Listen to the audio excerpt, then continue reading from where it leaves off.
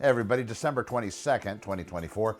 I'm Connor with Honor. We're going to talk about Acton and Agua Dulce, but first, before we get into it, just a few days before Christmas, all of Santa Clarita Valley total properties listed active for sale 455. That number's been very consistent over the past several months, up and down maybe 20 to 30 units depending on time of year, but really that hasn't moved very much.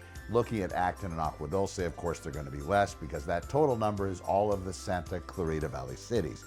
Single family residence breakdown 311, 43 townhomes, 101 condominiums. I've been doing a lot of updates and talking about homeowners associations, what to watch out for. You can get that at SantaClaritaOpenHouses.com/blog.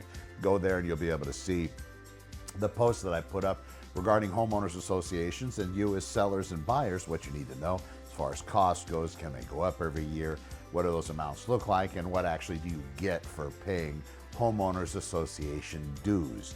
And I had a comment on Instagram the other day, somebody saying, well, why don't you leave California? You don't have to deal with those anymore. I'm stuck. I enjoy it. I love it out here. I can't wait to see what happens next, that sort of thing. All right, let's break down Acton and Agua Dulce. Some of the things to look at when you're looking at properties in those two areas. We have 33 total active listings in Acton, 24 total active listings in Agua Dulce.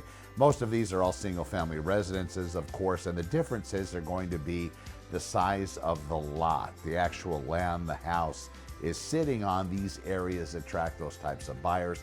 They want to be fully separated from neighbors.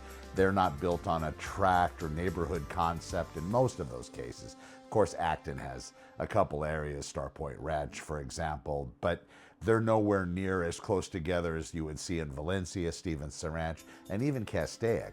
And Castaic does offer a little bit more separation between the residences. The things to look out for in Acton and Agua Dulce with that inventory before getting into that market: how are you going to get water? In some places out in Agua Dulce, for example, they have water that's trucked in.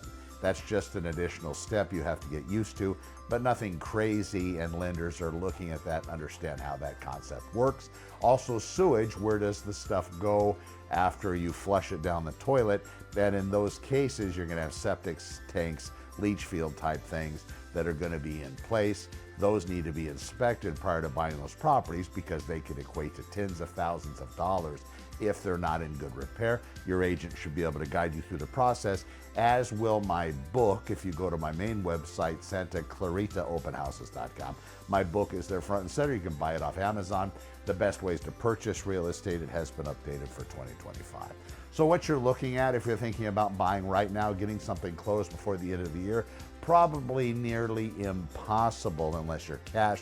And even with that, you would have to really waive just about every single contingency that you have a right to as a real estate buyer. Really be certain that the house that you're buying is the one you really want. Getting it closed before the end of the year with the vacations, holiday schedules of everybody, it seems, in the world, probably very difficult. And as far as January, February, we're going to start seeing an uptick of listings January 1. It happens very traditionally every year.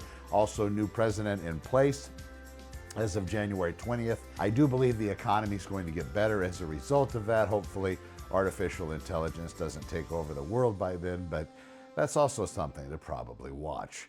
I'm Connor with Honor. We'll be well, and we'll talk to you soon.